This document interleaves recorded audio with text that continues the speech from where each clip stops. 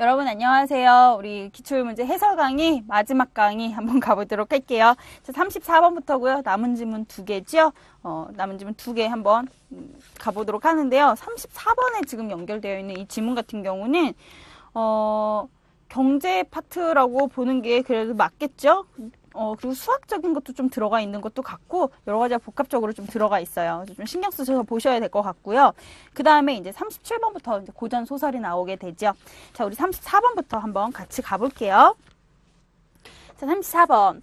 100만 원을 주식에 투자하려는 어떤 사람이 신발 제조 회사에 투자하면 그의 겨울의 날씨에 관계없이, 자, 관계없이 밑줄 한번 쳐보시고요. 28만 원의 이익이 생기고 코트 제조 회사에 투자하면 그의 겨울이 추울 경우, 자, 경우에다 밑줄 쳐보세요. 50만 원. 따뜻할 경우에다 밑줄 쳐보세요. 10만 원의 이익이 생긴다는 것을 알고 있다고 가정해보자. 자, 가정을 하고 있습니다. 이 경우 어떤 투자가 더 합리적일까? 이럴 경우 우리는 이익과 사건의 발생 확률을 곱한 값, 즉 기대 이익의 값을 통해 투자 회사를 결정해 볼 수 있다. 자, 기대 이익을 통해서 투자 회사를 결정을 한대요. 자, 그해 겨울의 날씨를 정확히 알 수 없어 2분의 1의 확률이 있다 가정하면 두 회사에 투자했을 때의 기대 이익은 옆에 표와 같다. 코트 회사가 기대 이익이 더 크므로 신발 회사보다는 코트 회사에 투자하는 것이 더 합리적으로 보인다. 그런데 라고 했는데요. 우리 그런데 보기 전에 옆에 있는 표부터 한번 먼저 볼까요? 자, 이익이 있어요. 신발 회사는 춥든 따뜻하든 상관이 없어요. 그쵸? 아까 전에 관계없이 밑줄 쳤죠? 관계없이 28, 28 똑같아요.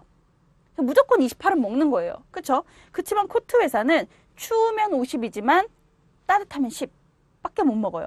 그러면 28, 50, 10이라는 이 세 가지의 다른 숫자 중에서 가장 큰 건 50이란 말이죠. 그럼 코트 회사에 투자를 해서 추운 겨울이 되기만을 기다리면 50을 먹는 거거든요. 그런데 자, 이제 다시 본문으로 넘어갈게요. 그런데 실제로 이런 상황이 발생하면 두 회사 중 신발 회사에 투자하겠다는 사람들이 많다. 자, 그럼 뭐예요? 이 불확실한 상황에서 내가 많이 먹을 수도 있지만 어쩌면 10을 먹을 수도 있는 거잖아요. 그러느니 그냥 난 안정적으로 28을 고정적으로 먹겠어 라는 사람이 많다라는 소리죠.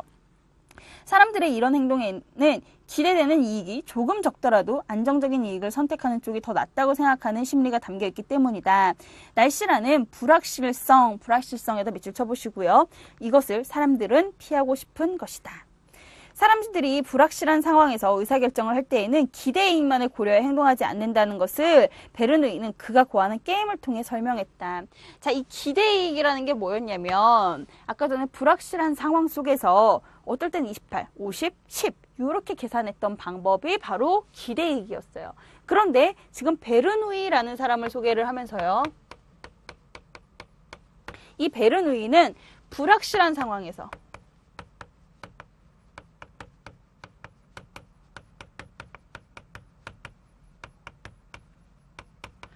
불확실한 상황에서는 사람들이 저 기대 이익만에 의존하지 않는다라는 것을 게임을 통해서 설명을 하고 있대요. 베르누이는 동전을 던져 첫 번째 앞면이 나오면 2달러, 두 번째 처음 앞면이 나오면 4달러, 세 번째 처음 앞면이 나오면 8달러, n번째 처음 앞면이 나오면 이에 n승 달러를 상금으로 주는 게임을 생각을 했다. 즉 뒷면이 계속 나올수록 상금이 많아지고 앞면이 나오는 순간 더 던질 기회가 없어지는 게임인 것이다. 그렇다면 이 게임의 참가비는 얼마가 적당할까? 자, 이 얘기가 지금 뭐냐면요. 지금 이게 동전이라고 생각해 볼게요. 이걸 처음에 던졌어요. 이래서 앞면이 딱 처음에 나와버려. 그럼 한 번에 나왔으니까 2의 1승분의 1의 만큼의 그것만 주는 거예요. 그럼 2분의 1달러 가져가는 거죠. 처음 딱 던졌어. 뒷면 나오죠? 그 다음에 또 던졌을 때 또 뒷면 나오죠? 던졌을 때 앞면이 나오면 3번 만에 나왔으니까 이제 그게 자승으로 곱해지는 거 됐죠. 그러면 뒤에 가서 나올수록 획득하는 상금이 훨씬 많아지잖아요. 그래서 이럴 경우에는 참가비가 얼마가 될까를 생각을 해봤다는 거예요. 그래서 앞에 얘기했던 그 게임을 통해서 설명을 했다라는 얘기가 이게 되겠죠. 즉 뒷면이 계속 나올수록 상금이 많아지고 앞면이 나오는 순간 더 던질 기회가 없어지는 게임. 이렇다면 참가비는 얼마가 적당할까? 이 게임의 기대이익을 산출해보면 이론적으로는 시행횟수가 무한대까지 가능하므로 이 게임의 기대이익은 무한대가 된다. 따라서 기대이익만을 고려한다면 자신의 돈 전부를 참가비로 내더라도 사람들은 게임에 응해야 된다. 그러나 참가비가 단돈 $50라고 해도 사람들은 이 게임에 응하지 않을 가능성이 크다. 자, 이 얘기가 바로 뭐냐면 이렇게 불확실한 상황 속에서는 이 기대이익만을 가지고 사람들이 의사결정을 하지 않는다라는 이 소리가 되겠죠. 사람들이 일종의 모순과도 같은 이런 행동을 하는 원인은 효용이론으로 설명할 수 있다. 자, 이렇기 때문에 이게 바로 뭐냐면은 이제 효용이론이라는 것과 연결이 돼야 된대요. 아까 나왔던 거는 기대이론, 기대이익에 관한 이론이었고 이번엔 효용이론이라는 것이 나오네요. 효용이론은 사람들이 실제로 느끼는 만족도, 즉 효용을 사용하여 사람들의 선택 행동을 설명하려는 이론이다. 자, 이것만 가지고 사람들이 선택을 하지 않으니까, 그쵸? 불확실한 상황이 왔을 때, 불확실한 상황이 왔을 땐 사람들이 이 효용 가치를 가지고 선택을 하게 된다. 그래서 이 효용을 얘기를 하는데요. 이게 어떤지 이제 봅시다. 위 게임의 참가비가 $50라면 최소한 이것보다 높은 이익을 얻을 수 있는 방법은 6번째 처음 안면이 나와 $64를 상금을 얻을 수 있는 경우이다. 그런데 이 확률은 2분의 1의 6승인 1.56%에 불과하다. 따라서 지금 자신의 손에 있는 $50를 그대로 지니고 있을 때의 효용보다 비록 확률은 낮아도 게임을 통해 얻을 수 있는 효용이 더 크거나 최소한 같은 사람들은 게임에 참여하겠지만 그렇지 않은 사람들은 참여하지 않을 것이다. 자, 그렇겠죠? 여러분들이 지금 $50를 가지고 있는데 이걸 내가 다 내서 얻을 수 있는 확률이 그거에 비슷한 돈을 얻을 수 있는 확률이 1.56%면 당연히 안 하겠죠. 그쵸? 효용이론에서는 불확실한 상황에서의 효용을 수치화하기 위해서 효용함수와 기대효용을 사용한다 라고 했어요. 자, 이거 말고 이제 또 기대효용이라는 걸 사용을 한대요.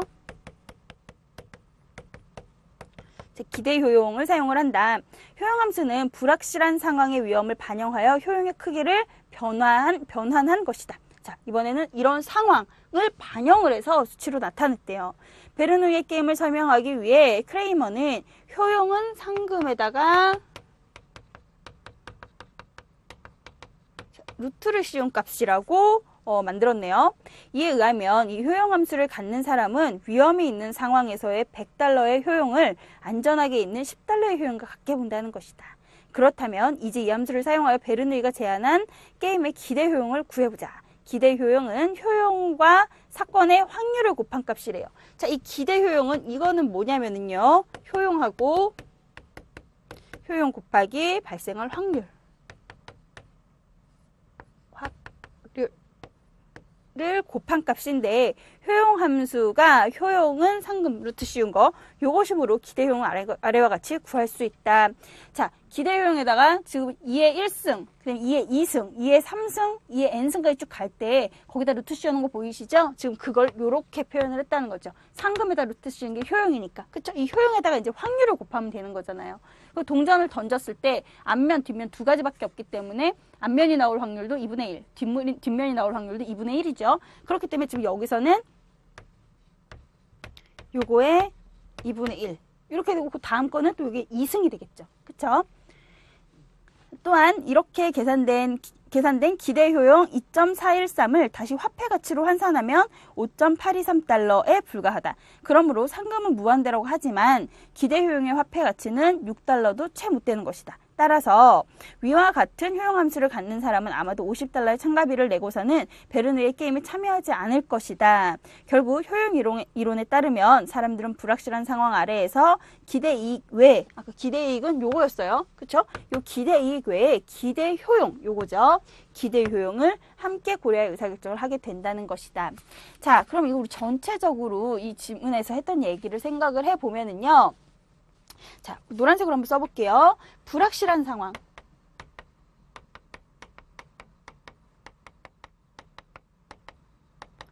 여기서의 의사결정. 결정을 하는 데 있어서 영향을 끼치는 것이 요 기대이익만 가지고 하는 것이 아니다. 이거에다가 저 기대 효용도 있어야 한다라는 얘기를 한 거예요. 그러면서 이 기대 이익을 구하는 방법, 그 다음에 이 기대 효용을 구하는 방법을 지금까지 설명을 했던 거고, 이걸 여러분들이 다 알고 있다고 치면 이 글에서 하고 싶었던 말은 이 불확실한 상황에서의 의사결정은 기대 이익과 기대 효용을 같이 고려해서 하게 된다. 요 얘기였던 거죠. 자, 우리 34번 문제 한번 풀어볼까요? 이 글의 표제와 부제로 가장 적절한 거 1번. 확률이 기대 효용에 미치는 영향. 확률이라는 것이 기대 효용에 미치는 영향? 이런 얘기를 한 거는 아니죠. 그 다음에 불확실성과 기대 이익의 상관관계. 자, 요거는 뭐 좀 생각을 해볼 필요가 있을 것 같아요. 자세히 한번 볼까요? 불확실성. 자, 이런 불확실한 상황. 그쵸? 여기에서 기대 이익하고 상관관계. 그럼 이 기대 이익하고 이 불확실한 상황에서 기대 이익이 변하나? 아니면 이게 상황이 변하나? 좀 그런 얘기를 하는 건 아니죠. 불확실한 상황, 불확실성 속에서는 기대 이익과 이것이 더 필요하다라는 얘기를 한 거지 얘네 둘의 어떠한 관계가 있지는 않다라는 거죠. 키워드는 다 맞췄지만 그 문장의 연결 고리가 틀렸네요. 그 다음에 내려와서 5번 한번 보세요. 불확실성 하에서의 의사결정을 하는데 기대 이익과 기대 효용을 중심으로 5번이 완벽한 정답이 되겠죠. 자, 그 다음 35번 보세요. 윗글의 논지전개 방식으로 가장 적절한 것은 이라고 그랬어요. 1번 특정 이론의 관점에서 현상이 발생하는 원인을 논리적으로 설명하고 있다. 자, 답이 바로 이게 되겠네요. 그쵸? 특정 이론의 관점, 특정 이론, 그쵸? 특정 이론의 관점에서 현상이 발생하는 원인, 사람들이 투자를 뭐 신발에다 하느냐 아니면 코트에다 하느냐, 그래서 그것의 원인, 왜 여기서는 그냥 28인 그 신발에다 하느냐에 대한 원인을 지금 이러한 것들을 가지고 얘기를 하고 있었어요. 기대이익이라는 여기에 처음에 착안을 해서 왜 28밖에 안 되는 거에다가 투자를 할까? 사람들은 이러하기 때문이다 라는 얘기를 했죠. 그래서 35번의 답은 1번이 되고요. 36번에 A와 보기를 함께 고려하여 이해한 내용으로 적절하지 않은 거. 자, A는 뭐였냐면요. 저 기대이익이었어요. 그쵸? 기대이익이고 보기는 봅시다. 효용함수를 효용은 루트 씌운 이익이라고 할 때 A의 신발 회사나 코트 회사 주식에 투자할 경우에 기대 효용은 다음과 같다. 자, 앞에 있는 A는요. 이거는 지금 기대 이익을 얘기를 한 거고요. 보기는요. 기대 효용을 얘기를 한 거네요. 그렇죠? 자, 1번 기대 효용을 제일 중시하는 사람이라면 기대 효용, 그럼 보기 박스를 봐야 되겠네요. 중시하는 사람이라면 신발회사에 투자할 가능성이 높겠군. 자, 가장 높은 게 뭐예요? 신발회사네요. 그럼 신발회사에 투자할 가능성이 높겠네요. 3번 기대이익과 기대효용이 같은 값을 가지는 것은 아니니 투자할 때는 신중해야 되겠다. 자, 요거와 요거는 같이 고려해야 되는 거지 어느 하나가 절대적으로 맞는 거는 아니었죠. 그러니까 3번도 맞는 소리가 되고요. 5번 불확실성이 제거된다면 기대이익이 같아지므로 어떤 회사에 투자를 하든 그 이익이 같겠군이라고 했어요. 자, 불확실성이 없어진다면 기대이익이 같아진다. 지금 여기서 기대이익 앞에 있는 표, A에 있는 표 보세요. 기대이익이 같지도 않고요. 불확실이라는 게 없어진다 그래도 어차피 곱한 건 2분의 1로 같으니까 그냥 1로 곱한다 그래도 어차피 얘네는 맞고요. 그러니까 이게 불확실성이냐 아니느냐에 따라서 얘기를 한 것이 아니죠. 그래서 36번의 답은 5번이 되겠습니다. 자, 우리 이제 그리고 마지막 질문입니다. 마지막 질문 고전소설인데요. 본문 들어가기 전에 고전소설을 할 때 여러분 유의해야 되는 점을 몇 가지를 말씀을 드릴게요. 몇 가지도 없어요, 사실. 진짜 너무 당연한 얘기인데 이게 안 되면 여러분들이 시간 안배에 실패를 하게 될 거거든요. 보세요. 일단은 시간, 그 다음에 시간적, 공간적인 배경을 알고 계셔야 돼요. 그렇죠? 시공간적 배경을 알고 계시면 뭐에 도움이 되냐면 이게 어느 시대의 뭐 조선시대네 고려시대네 뭐 이런 거를 알으라는 말씀이 아니라 그런 얘기를 드리는 게 아니라 굉장히 고전수의 특징이 뭐예요? 전기적이다. 비현실적이다. 이런 게 있잖아요. 그래서 어떤 방법을 가지고 이걸 비현실적으로 만들고 아니면 사실적으로 만들었는지 실제 있었던 사건인지 아닌지 이런 거를 따져서 선택지에 그런 지문은 하나씩 나오게 마련이니까 그걸 체크하시라는 얘기고요. 그 다음에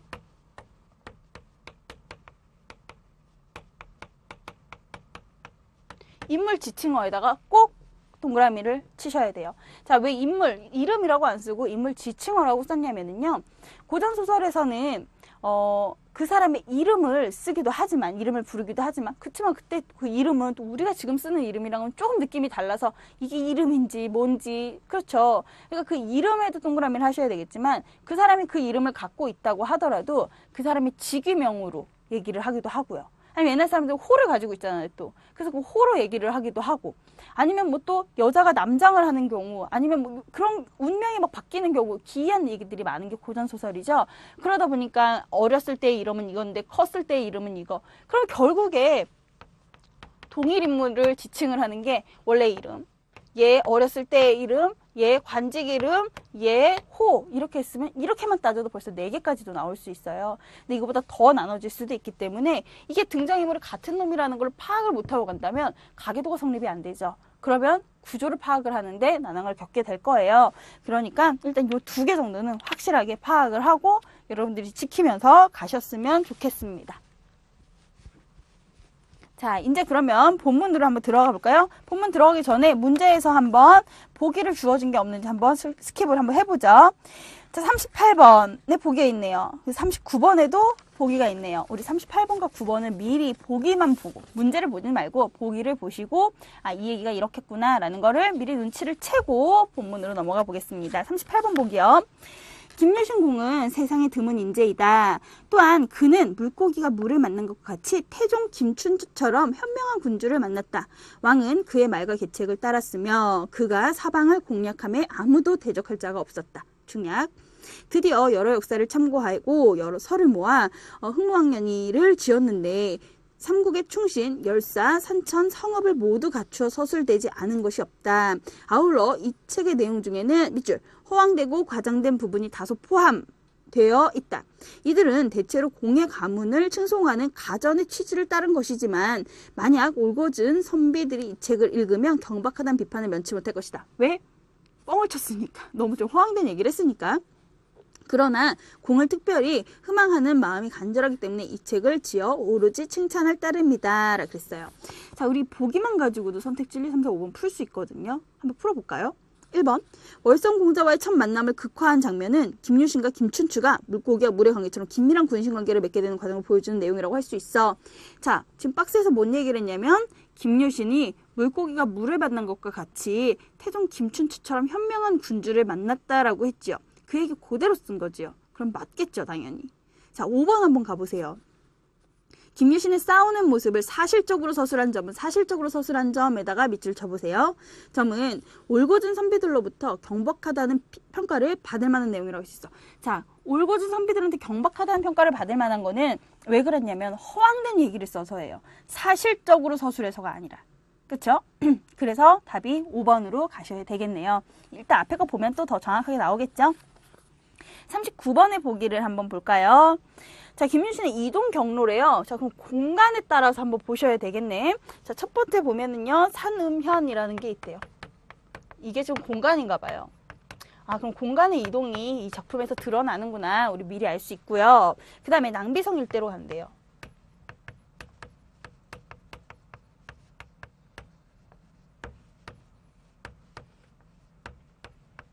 그 다음에 서울로 간대요. 아, 공간이 이렇게 3번이 변하는구나. 그리고 문제에서 이 공간의 이동에 따른 어떤 것을 우리에게 묻는구나. 그 공간에 따라서 이 인물이 뭘 하는지 좀 생각을 하고 계셔야 되겠죠. 그리고 가나다라마가 있는 거 보니까 그 과정도 중요하구나. 그쵸? 이것만 아는 것도 아니고 요거 이렇게 다섯 개를 다 쉬어야 돼요. 자, 이제 본문으로 돌아가서 한번 내용을 봅시다. 자, 이때 진평왕이, 진평왕 등장인물 나왔어요. 진평왕이 동그라미 하시고요. 진평왕이 서현을 양주 총관으로 임명하고, 서현을 동그라미 하셔야겠죠. 뭘로 임명하고 그랬으니까 얘가 이름이겠죠. 서현을 양주 총관으로 임명하고 군사 2천을 주어 고구려의 낭비성을 치게 했다. 낭비성? 여기서 박 썼군요. 그쵸? 이걸 치게 했대요. 고구려 장수 고복이나 맞아 싸우는데, 자, 진평왕, 우리 지금 편을 나눠봐야 될 것 같아요. 싸우니까. 그쵸? 그러면 아군이 있고 적군이 있고 지금 여기서는 우리가 아군 적군이라고 말을 할 수는 없겠지만 어쨌건 A군 대 B군이 싸우고 있으니까 그들을 한번 나눠봅시다. 일단 진평왕이 누구를 보냈냐면요. 서현을 보내서 싸우겠어요. 어디? 이 낭비성 일대를 가서 싸우라 그랬어요. 그때 고구려 장수 고복이 나와 맞아 싸우는데 고구려 일대인가 봐요. 고구려 장수 고복 대 서현이 그럼 지금 싸우고 있네요. 싸우는데 김양주가 그 선봉을 크게 쳐부수자 고복이 군사를 거둬 요새로 물러갔다. 자, 여기서 김양주는 이쪽이겠네요. 동그라미 하셨죠? 왜? 고복이 물러갔으니까. 얘가 나와서 치니까 얘가 물러갔죠? 그럼 김양주 이쪽. 그리고 몰래 정병 500명을 산을 넘어 남쪽으로 가서 신라의 보급로를 끊자. 자, 이쪽이 신라고 이쪽이 고구려가 되겠죠. 신라의 보급로를 끊자 양주의 군사가 양식이 떨어져 크게 곤란하였다. 이쪽 양주 김양주.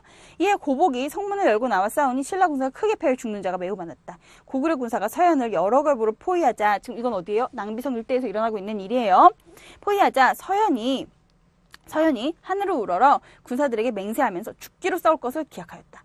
고복이 사면으로 군사를 독촉하니 성이 거의 함락되었다. 이때 유신은 이때라고 했고 유신 또 새로운 인물이네요. 동그라미 하세요. 아까 김유신이 이동 경로 이렇게 얘기를 했었죠. 유신은 산해면에 수정궁에 있었는데 여기 있었대요. 여기에 있었는데 어느 날 저녁에 구형왕이 꿈에 나타나 청하에 말하기를, 자 여기 했을 때 뭐 했냐면 꿈꾸고 있었어요 지금. 그쵸? 꿈속에서 나타나서 청하에서 말하기를 너의 아비가 지금 낭비성에 있는데, 자 김유신의 아비가 이 둘 중에 하나겠네요. 그쵸? 아비가 지금 낭비성에 있는데 고구려 군사에게 포위되어 그 김씨였으니까 김양주가 김유신의 아빠겠죠. 포위되어 오래지 않아 위태로울 것이다. 너는 어찌 가서 구하지 않느냐 하였다. 꿈에서 깨서 유신이 곧 두 장수를 불러 꿈 이야기를 하고 말하길, 내 곧 고구려에 가서 대인의 위급함을 구할 것인데, 대인 동그라미 쳐보세요. 이게 바로 그럼 자신의 아빠겠죠. 이걸 지금 대인이라고 지칭을 했어요. 그쵸? 대인의 위급함을 구할 것인데 그대들은 나를 따른 것인가 하니 모두 말하기를, 저희들이 여기까지 따라왔는데 비록 물과 불 속인들어 잠시라도 명공을 떠나겠습니까? 명공, 이게 바로 김유신을 나타내는 말이겠죠. 자, 아까 전에 계속 인물 지칭어에다가 표시를 하라 그랬던 게 요런 것 때문이에요. 그쵸? 하고는 드디어 출발하였다. 유신이 갑옷을 입고 말에 오르니 휘하에 쫓는 기병이 30명이었다. 설윤태, 변석 등을 불러 나머지 군사를 거느리고 뒤를 따르라고 30기로 밤새 적진을 향하였다.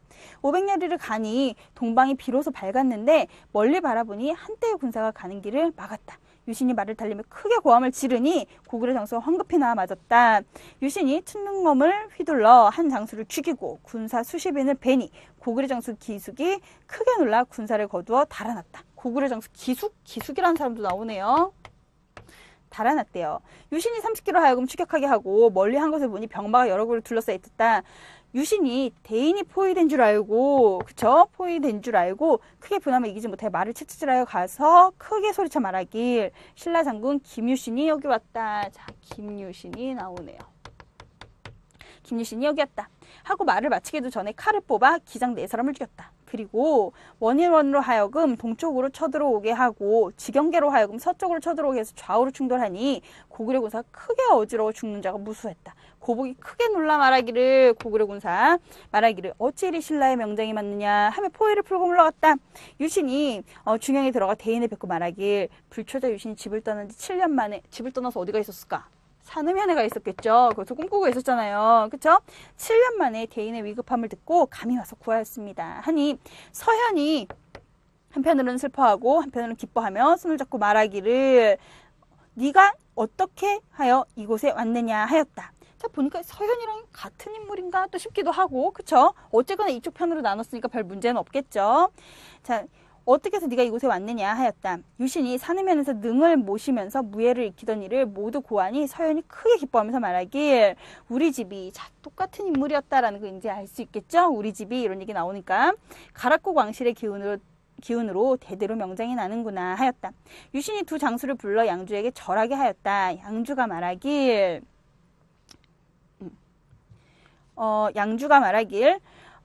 참으로 용맹한 장수로다 하고 곧 유신을 호군으로 삼고 그날 두 장수를 불러 좌우참군으로 삼았다. 다음 날 설 두 장수가 군사를 거느려 오고 보급로가 또한 통하니 군의 기세가 다시 떨쳤다. 대인이 이 승세를 타고 돌아가자고 하니 유신이 나아가 아뢰기를, 제가 평생 충효로서 스스로 다짐하였는데 이제 전장에 임하여 용맹을 다하지 않을 수 없습니다. 이중부정 사용했죠. 그러면은 전쟁에 나가서 용맹을 다하겠습니다. 강조죠. 이중부정이니까. 원컨대 대인은 근심하지 마십시오 하고는 드디어 말을 종행으로 몰며 칼을 뽑아 들고서 깊은 구덩이를 뛰어넘어 고구려 진으로 돌입하여 고복을 베고, 얘 죽었어요 이제. 베고 나아가 승세를 타서 5천여 급을 베고 천여 명을 생포하니 성안의 군사에 두려워해 문을 열고 나와 항복했다. 자, 그럼 결국 이겼다라는 소리죠. 김향주가 드디어 환군하여 서울에 이르니, 자, 지금까지 여기 있었는데 이제 서울로 가네요. 서울에 이르니 가는 과정이 뭔가 나왔어야 되는데 아무것도 없어요 지금. 그쵸? 이르니 왕이 크게 기뻐하며 궁궐 밖에서 맞이하였다. 대인이 유신의 공을 아뢰고자 하니 유신이 그만두기를 간절히 말하면서 소자에게 싸워서 이긴 공이 있다 하시면 대인께서는 군사를 잃은 죄가 있지 않겠습니까? 또한 유신이 비록 보잘것없고 못났지만 스스로를 파는 것은 부끄러운 줄 잘 알고 있습니다. 자, 스스로 그래도 내 자랑하는 건 나도 부끄러운 건 압니다. 이런 소리지요. 어찌 한번 싸워 이긴 공으로 출세의 구실을 삼겠습니까? 하니 대인이 옳게 여겼다. 이래야 주정에서는 그 사실을 알리지 못했대. 드디어 군사를 해산하고 고향으로 돌아갔다. 자, 이러고서는 이제 김유신은 고향으로 갔대요. 중략줄거리. 월성공사 공자 김춘추는 김춘추 또 동그라미 하셔야겠죠. 백결선생 동그라미 하시고요. 찾아가 가르침을 청한다. 백결선생은 나라의 인재로 김유신을 천거한다. 자, 공자는 아까 월성공자 김춘추겠죠. 공자는 궁으로 돌아오자마자 하인에게 명하기를 속히 떠날 채비를 해라. 내가 곧 기계 땅으로 가겠다. 하니 하인이 아뢰길 날이 저물었으니 청컨 내일 떠나세요 하였다. 그날 밤 공자가 목욕제기하고, 자, 굉장히 성의를 보이는 모습이죠. 그 다음날 가야 되는 곳에 가기 위해서 목욕제기를 하고 의관을 벗지 않은 채 아침이 되길 기다렸다가 날이 밝자마자 출발하였으니 대개 얻은 사람 구하기에 급했던 것이다. 그 얻은 사람이 누구?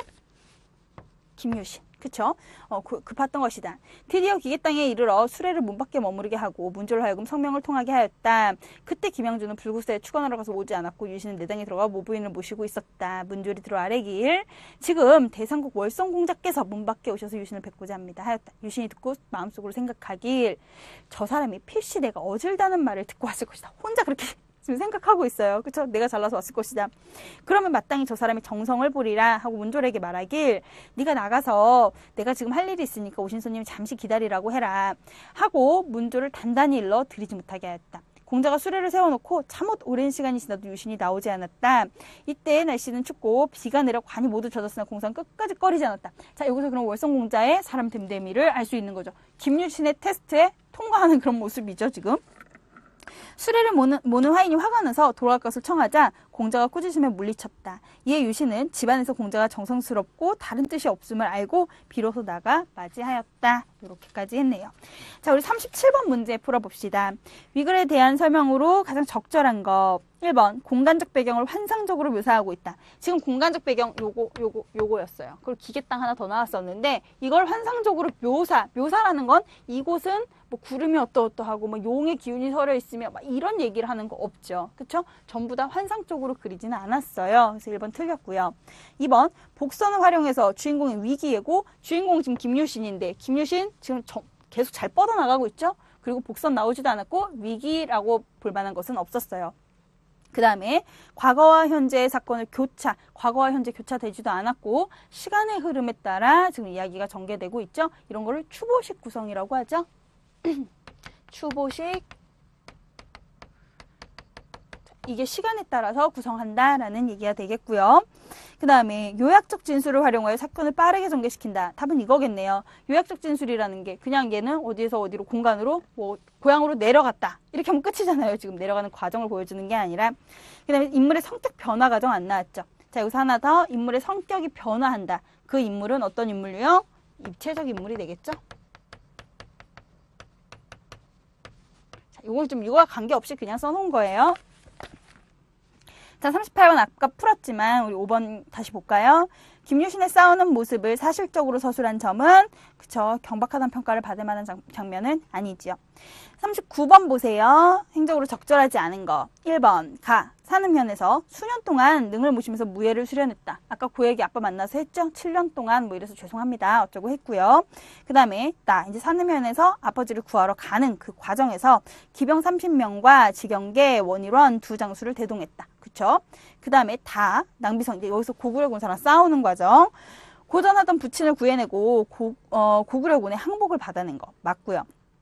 그 다음 가는 길, 서울로 가는 길, 자신의 전공을 왕에게 구하려고 하는 부친을 만류했다. 이거는 서울에서예요. 한번 그 장면 다시 보실래요? 29페이지에 지금 우리 지금 본문이 3개로 나눠져 있잖아요. 3덩어리로. 지금 두 번째 끝부분을 보시면요. 김형주가 드디어 황군의 서울에 이르니 밑줄 한번 쳐보시고요. 왕이 크게 기뻐서 궁궐 밖에서 맞이했다. 대인이 유신의 공을 아뢰고자 하니 유신이 그만두기를 간절히 말했다. 그쵸? 그래서 가는 와중이 아니라 서울에 도착해서네요. 그래서 답이 4번이 되고요. 자, 40번. 기억에서 상황을 한자성어로 표현했을 때 적절하지 않은 거. 자, 이거는 지금 상황을 파악이 안 되는 부분은 하나도 없어요. 사자성어를 아느냐 모르느냐의 문제지요. 누란지세는 뭐죠? 계란을 이렇게 쌓아놓은 것 같이 그런 형태. 그러면 금방 무너지겠죠? 위태로운 형상. 그 다음에 혼비백산, 정신없는 모습이고요. 그 다음에 3번은 자고 오면, 이거는 여기저기 막 이렇게 둘러보는 모습. 그래서 망설이는 모습이고요. 그 다음에 일희일비, 하나에 웃고 하나에 울고 이렇게 왔다 갔다 하는 그런 모습. 그 다음에 삼고초려, 계속 기다리는 거죠. 그래서 답이 3번이 되겠죠. 자, 이렇게 해서 우리 사관학교 기출문제 해설 강의를 마쳐보도록 하겠습니다. 전체적으로 말씀을 드리면 그렇게 딱히 어려웠던 부분보다는 그냥 독해력을 좀 요하는 정도의 시험이었다라고 보여지고요. 문학 같은 경우는 기본 작품 위주로 많이 나왔었던 거, 그리고 나머지는 뭐 알고 있지 않았다 하더라도 그래도 여러분이 쉽게 파악을 할 수 있는 정도의 수준이었던 걸로 보입니다. 하지만 이제 중요한 거는 어휘 문제가 많이 나왔다는 거. 어휘는 사전을 다 뒤질 수 없어요. 그러니까 여러분들이 아까 전에 말씀드린 대로 다른 어휘로 변화시켜보는 그런 훈련을 통해서 문제 푸는 데 익숙해지시기를 바랄게요. 지금까지 함께 해주시느라고 수고 많으셨습니다.